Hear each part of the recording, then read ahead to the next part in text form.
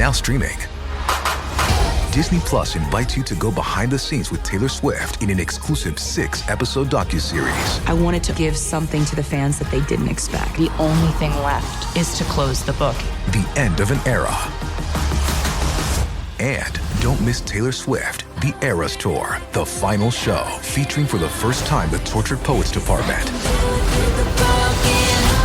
Now streaming, only on Disney Plus. Kraft Mac and Cheese is better than 90s hip-hop. We'll remind you of your childhood without making you feel incredibly old. Kraft Mac and Cheese. Best thing ever.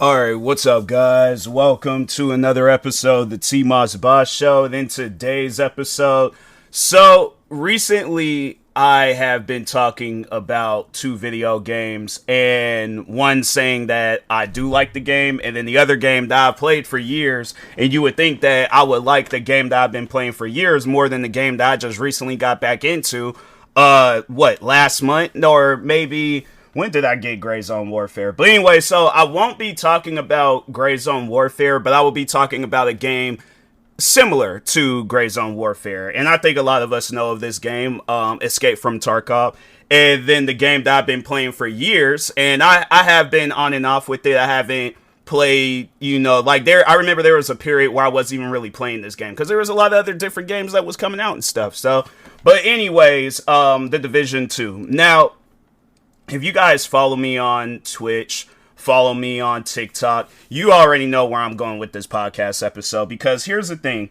I don't have nothing negative to say about Escape from Tarkov. I will say that much about it, that it's one of those games that, and I think I even had said that in a video, that it laid out the foundation for extraction shooters. Now, although it wasn't the first, because I remember with The Division, they had their extraction shooter mode. So I just think that Escape from Tarkov, and I think I even said that too, is that did I say it was the Michael Jordan of extraction shooters, or it was, because maybe I might have said something along those lines, but I feel like that had gave Escape from Tarkov its credit. Like, I wasn't discouraging that game or saying that it was a bad game. I don't have that much experience with that game. I haven't played enough of it. But my thing is this, though. If there's another game out there that offers the same exact things and more, but on top of that, too, they're offering it at a lower price, fam, I'm going to play the game that's cheaper. And that's the thing that trips me out, is that you'll talk about that, right? And people will get upset by you saying that Gray Zone Warfare is a better game. And I'm thinking to myself, okay, what do you like to do at the end of the day? Do you like to save money, or do you like to just spend unnecessary amounts of money on stuff where it's like, it's not even worth it? And then that's the thing too, I guess, with Escape from Tarkov. I don't think it's, hold on for a second.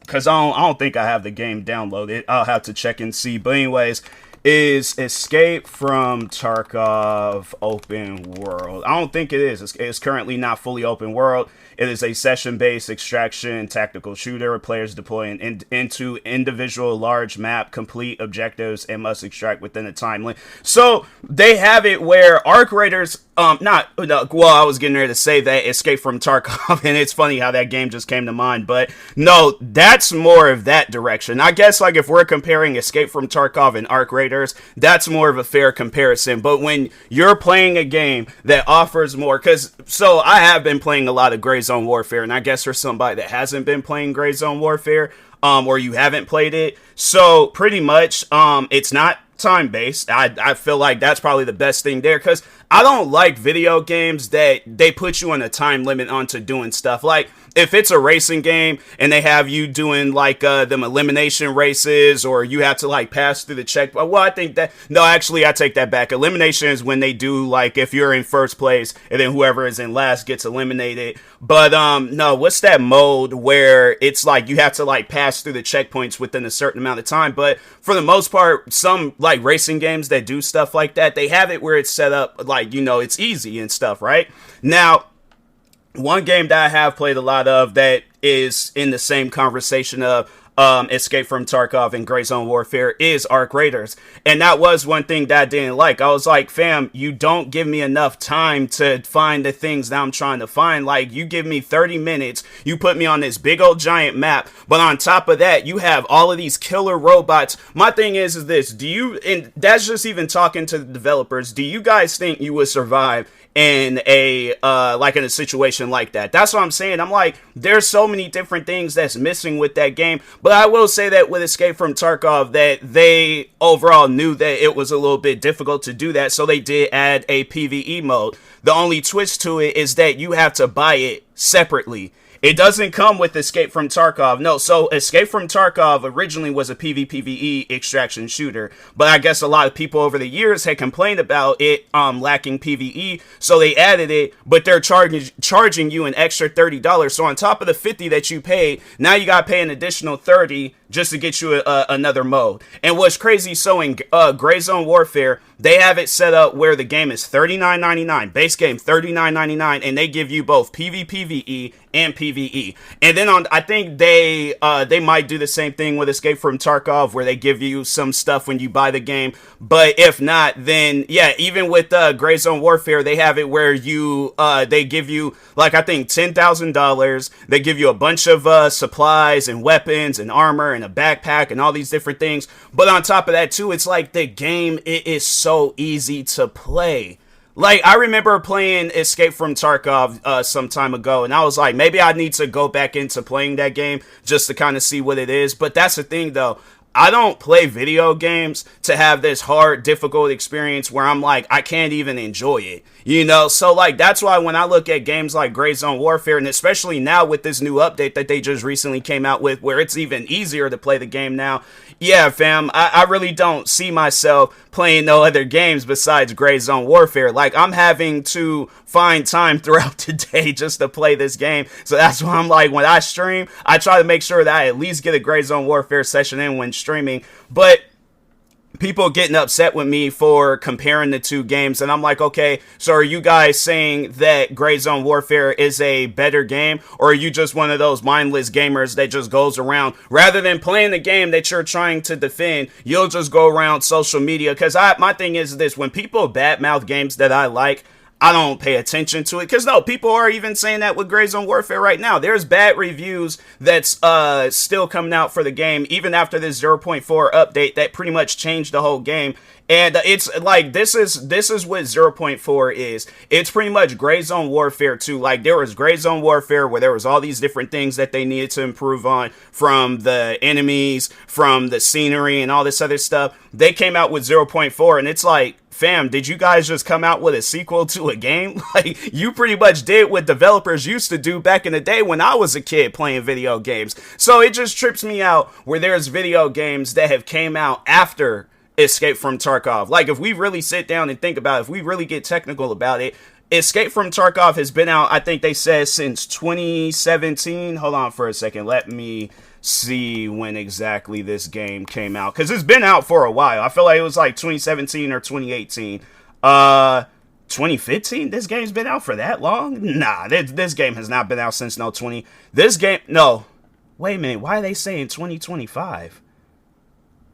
Oh, they must have, okay, I think they had like it was in a early access thing. Well, when did the game like originally release? Battle State Games has stated Escape from Tarkov would traditionally be a full purchase release with any free-to-play or without any free-to-play or microtransactions elements. The release on Steam launched. Okay, but Escape from Tarkov was launched as a closed alpha game that was first available to select users. So 2016, dang, that game came out in I don't really remember hearing about it in 2016. I feel like that it was definitely, I feel like it was like 2018. Like, that's when I kind of started paying attention to that game, because when did I buy it?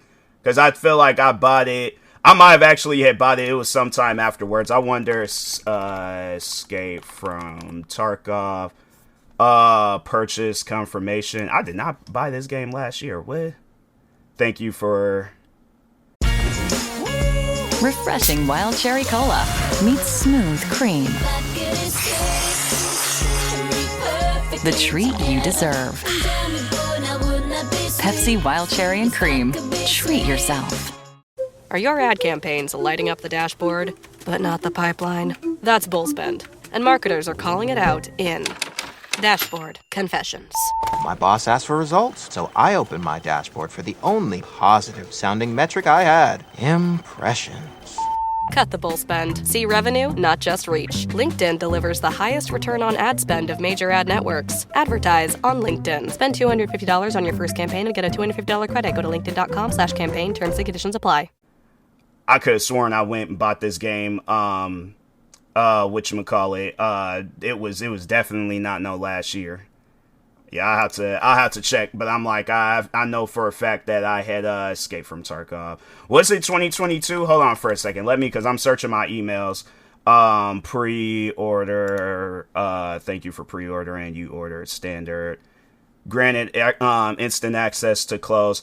Okay, I see what they did. So I don't think they charged me, but they were just saying like the full game is mine. Oh, but it does come with like basic stash and then bonus equipment at start. Okay, so they wasn't charging me. They were just saying like, oh, you now have access to the full version of the game and stuff. So okay, that makes sense. That's one of those things where I'm like, okay, I needed to. I was about to say, I was like, wait a minute now. I'm like, nah, I know I didn't. Why would I buy that game if I already bought the game? But no, I do remember playing it some years back. So yeah, it was definitely after the time. But after that, it was like, and maybe I just need to go back to play it. But I'm like, if I'm having a better and cheaper experience with Gray Zone Warfare, why would I play a game where in order for me to have because I've mainly been playing PvE in Gray Zone Warfare, and I honestly think it's dope to have that option, because no, it's funny that people, they like to say that with games, extraction shooters, that it shouldn't have PvE, and so they say, people like to say things, it's kind of like, you know how like when movies, when they change the character, like the character was originally white and then they make it into a black character, they don't outright come out and say, oh, I don't like the movie because the character is black. They'll talk about all these other different things, like the one, the Little Mermaid movie. They were all like, oh, the Little Mermaid, her hair was a different color. And I'm like, I think you're saying that, like, now you're being racist to hair color. I'm like, okay, if that's what y'all want to say. But no, so the thing is this, with extraction shooters, it's not that type of conversation, but it's kind of similar. It's similar words and stuff. But no, so what people do, instead of just coming out and saying that, oh, I don't like PvE because I can't go around and kill people, they say things like, oh, I don't like the PvE element to the game because it splits the resources. It ruins the experience of the game and stuff. And I'm thinking to myself, one would think that it would ruin the experience, because I played a lot more of Arc Raiders than I have Gray Zone Warfare. And Arc Raiders, that was one thing that, like, the first thing that I experienced when playing that game was getting killed by somebody. And I'm thinking to myself, I don't want this to be a reoccurring thing. But over the time, people were a little bit more friendlier in that game. Okay, cool. I'll play more of this. Played more of it. And it was funny because I remember playing a little bit of Gray Zone Warfare before I got back into Arc Raiders. And yeah, I was, and it was, the thing is this, I didn't appreciate what that game was up until was like, okay, I have to force myself into giving this game a chance and actually, being into it and stuff. And then, then it was like after playing Arc Raiders for some time and then dealing with, now they're calling these types of players rats, but players that'll wait for you, because that's how they have it set up in Arc Raiders, is that when you're extracting, your character has to type on this computer. So you can't shoot, and then it takes you a while to like break out of the, typing on the computer animation. So somebody already done dumped like 5 bullets into your character and stuff. And then by the time when you do get a chance to react, you already done went down. And so that's the stuff that trips me out about that game, is that I don't want to experience things like that. But then when you talk on stuff like that, people are like, oh, sounds like a skill issue. Sounds like you need to get good and all. And then the funny thing is, you can hit them with some like actual facts about how games like that don't survive, because it's going to take, you would think that, okay, not having the option of PvE, that's what's going to take away the player count. Not like all these other different things that they want to mention and talk about. And that's the stuff that I'll see with games like Arc Raiders, is that people will have conversations with that game that doesn't even need to exist. Like, I remember the one guy, he talking about they should add spy planes into Arc Raiders. And so if you guys play Call of Duty, that's where that came from. And I'm thinking to myself, if you want to play a game that has spy planes, the only game that I know of that has spy planes is Call of Duty. Why would you want Call of Duty stuff into Arc Raiders? That's like, okay, if that's the case, then we need to add Call of Duty stuff to Forza. We need to add Call of Duty stuff to Grand Theft Auto. We need to add Call of Duty stuff to NBA 2K and what else? I'm trying to think of some other games. But yeah, I'm pretty sure people are like, that wouldn't work because it would be pointless for that stuff. There's no correlation. So why would spy planes be in Arc Raiders? Throughout my time of playing that game, yeah, they'll have like those enemies that fly around, but what reason would a plane and that's how you know the guy he's that much locked into, and that it trips me out how people, they would get so caught up with playing a game that's all that they see. But I'm thinking to myself, you played so much of Call of Duty to where now you're wanting other ideas that were specifically made for Call of Duty into Arc Raiders. And throughout my time of playing that game, I had not seen not one plane fly around. So what reason would a plane, spy plane, or any other type of plane need to be flying around in Arc Raiders? It's like, and that's how you know that he ain't playing the game. It's like, fam, it's a post-apocalyptic world. Like, there's no planes, there's no spy planes, there ain't no military. We are just people with some makeshift guns trying to kill some robots. Why does a plane need to be involved in the game? So, and it trips me out that it's like ideas like that will go viral, but PvE and stuff like that, that'll actually benefit the game. I was even saying some things like they should add a wave mode where you could go up against the arcs and you don't really have to worry about losing anything. So then, yeah, if you kill enough of them, then you get like some rewards and stuff. They can do that. They can even have, and that was one thing that was all like, that's actually would be a good idea, is a hide and seek mode where one player, they can be whatever art. Well, I guess it should be like a team thing now thinking about it, but I feel like that it could be like a hide and seek elimination where, because originally I was just saying hide and seek, but I'm like, no, they should have it where it's a hide and seek elimination where there's a certain amount of, so like they give you 10 minutes to go around the map and like find, because I'm trying to think how many people can be in a Arc Raiders lobby, but they should have it where it's just, some team-based thing, maybe make the map a little bit smaller. I guess like to have it where or they could just have it where it's the same size and stuff. But overall, though, they have it where there's people playing as arcs, going around, finding people. They have to take them out before, or even have it where it's on some stuff like that too, where it's like, okay, once when the timer is up, then they have to extract. Now I know that there'll probably be some people that would extraction camp, so I think that there should be some sort of punishment, or there should be like some barrier so you couldn't do that. But yeah, overall have it where it's like players can hide, they can enjoy different aspects and things to the game rather than just the same old, just go into this map, find some stuff, leave. At least, and my thing is this though, at least because they do have like a mission thing set up, but it's like, okay, once when you complete all the missions and stuff, or even if it's on some stuff where it's like you can't even complete the missions because again, there's rat players, they want to take you out and take your loot. And it's funny because people, so you'll talk on that, right? And they'll be all like, oh well, that's what the safe pockets are for. What if you don't have enough safe pockets? So that's what I mean by like people where it's like you try so hard to defend this game, you don't even pay attention to what people be talking about because you're that locked into the game to where you can't even hear out other people's frustrations. And the only time when you'll get frustrated with this game is when it starts upsetting you. But anybody else, oh, we gotta sit around 3 a.m. on TikTok and argue with them about the game. And I'm like, fam, I'm not hearing that. I'm not hearing that at all. So, but anyways, I feel like I got a little carried away talking on Arc Raiders and stuff. Let's switch the conversation back to Escape from Tarkov in the Division. I feel like I said everything though that I need to say about Escape from Tarkov. Like, the game, I'm not saying that it's a bad game, but when you're comparing a game that gives you more but for less money and the developers are like continuously adding new things to the game, and I mean, yeah, it might not be that much different, but at the same time, they have changed that game. And it's not the same game that came out when it originally came out. And then on top of that too, to have it where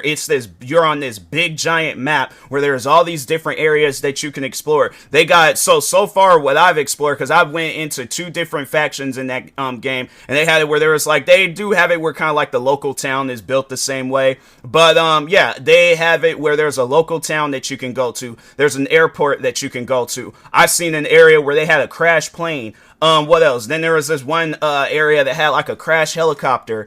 Where I mentioned a hotel. So hotel, airport, and then they have like this area, I think it's called not Ground Zero. What's the name of that area where it's in this like big giant red circle and stuff? But yeah, I guess like there's radiation, probably gonna be a lot more good loot off in that area and stuff. But yeah, overall though, it's like there's all these different things that you can do in that game. And Escape from Tarkov, they give you a time limit of what you can do in that game.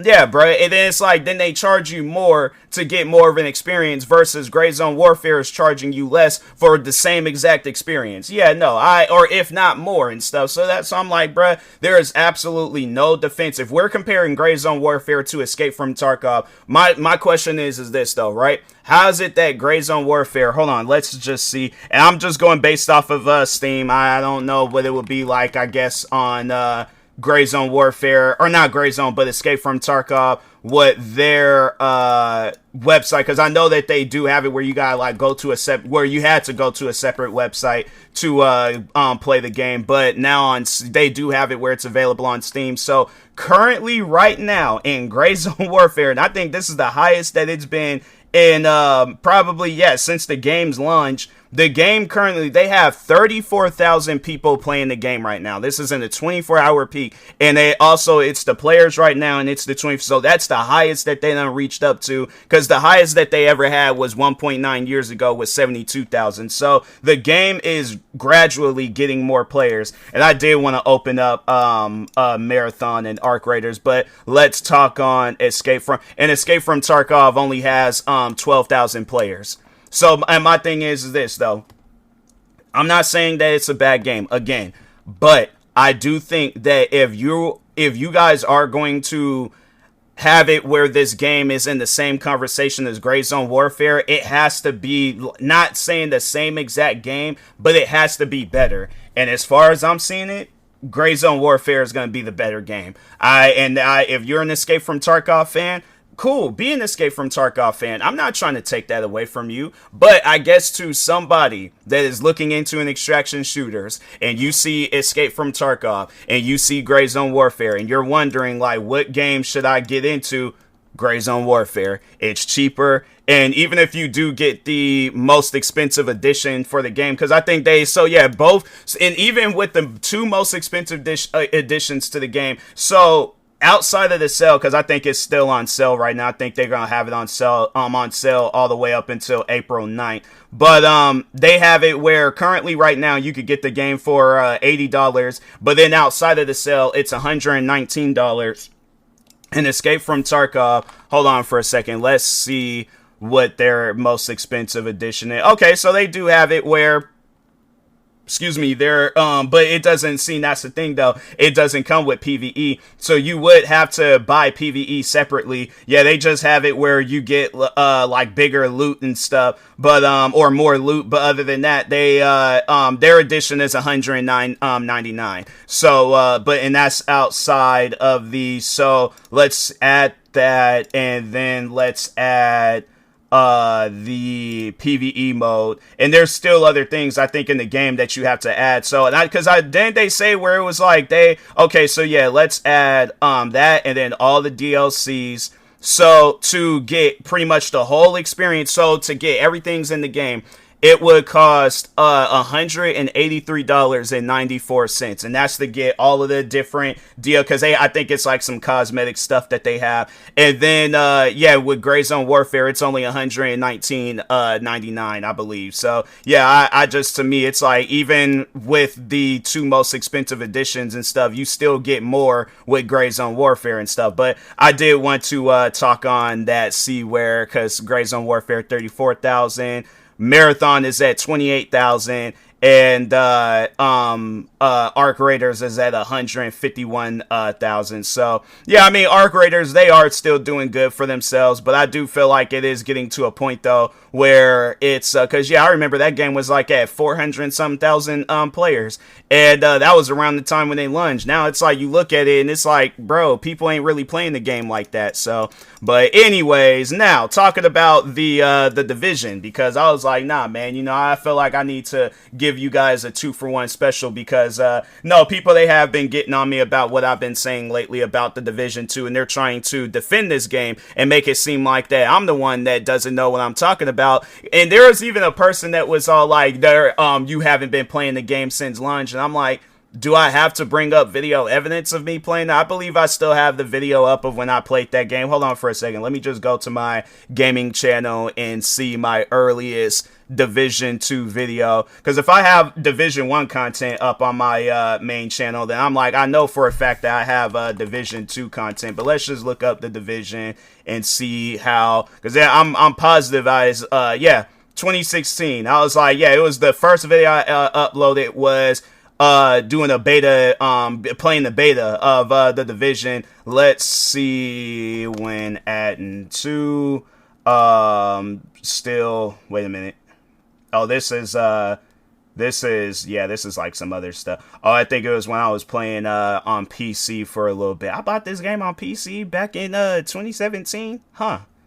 I guess I did. Wow. I don't remember playing that. I don't remember buying it on PC. I thought I bought it later, I guess. I guess I didn't. But yeah, 2019. I was like, I played the beta.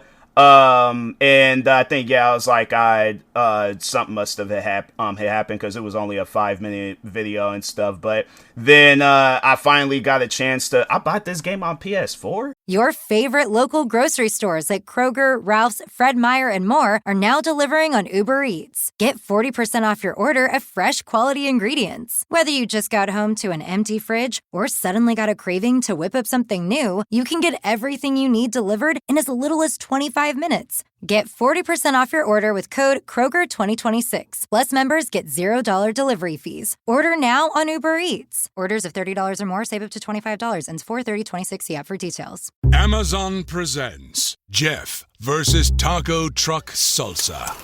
Whether it's Verde, Roja, or the orange one. For Jeff, trying any salsa is like playing Russian roulette with a flamethrower. Luckily, Jeff saved with Amazon and stocked up on antacids, ginger tea, and milk. Habanero? More like habanero, yes. Save the everyday with Amazon.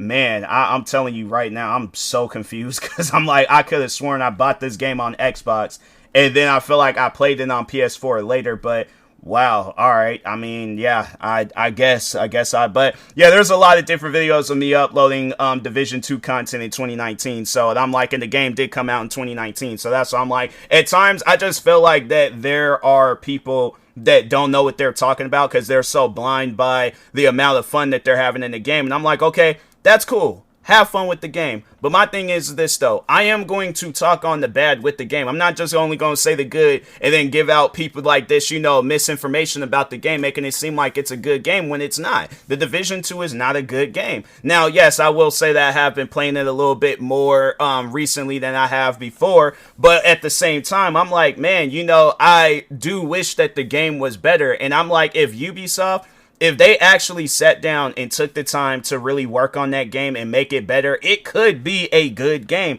But I just don't see how that's possible when Ubisoft, when all they want to do is just focus on Rainbow Six Siege. Like, how many things then came out for Rainbow Six Siege, and then how many things then came out with both the Division 1 and 2? Because I feel like that we done seen a lot more Rainbow Six Siege content. It's like, fam, you guys done came out with multiple Tom Clancy games afterwards. Even another Rainbow Six game. So explain to me what is so special about Rainbow Six Siege. That's what I would like to know. But you guys done came out with Rainbow Six Extraction, Ghost Recon Wildlands, Ghost Recon Breakpoint, The Division 1, The Division 2. You came out with that one game, X Defiant, but you canceled it. Then you done came out with a Division mobile game. Then you had games that were supposed to come out, but you ended up canceling them. Like, for an example, The Division Heartland. So there's all these different things that you guys was doing. And it's like, why do you think all those stuff that you guys came out with, they never seen the success they was supposed to get?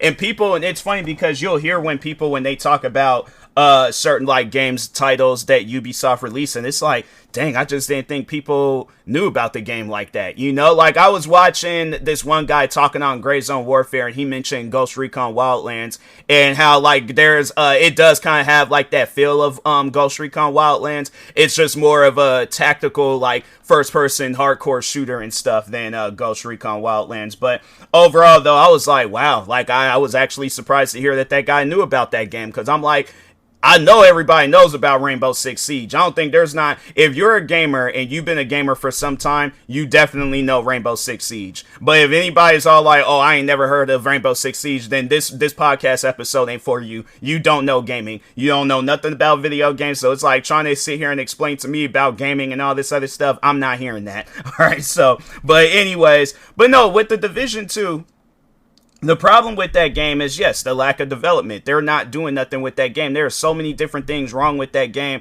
from the balancing with the difficulties and stuff. Yeah, they might have it where normal and hard, like those are the easy, and hard ain't hard. Like it's pretty much just a step up from, like, so normal, I would say, depending on the gear that you have, that can be considered very easy. And then hard is pretty much easy. Then they have it where challenging, that's like when it's like, you know, medium hard range. And then they got I think it's like legendary and heroic, where it's just pretty much impossible, you know. And it's crazy how like you can shoot an enemy so many different times, and so there's the one mode in there called Countdown, where there's at times it's taking probably, because it's like 4 people, I think, each team, so 8 people. If 8 people met up in the same area and then there's one enemy, it's taking all 8 of us with the most powerful weapons in our inventory. Like me right now, I'm using the weapon called the Bullet King.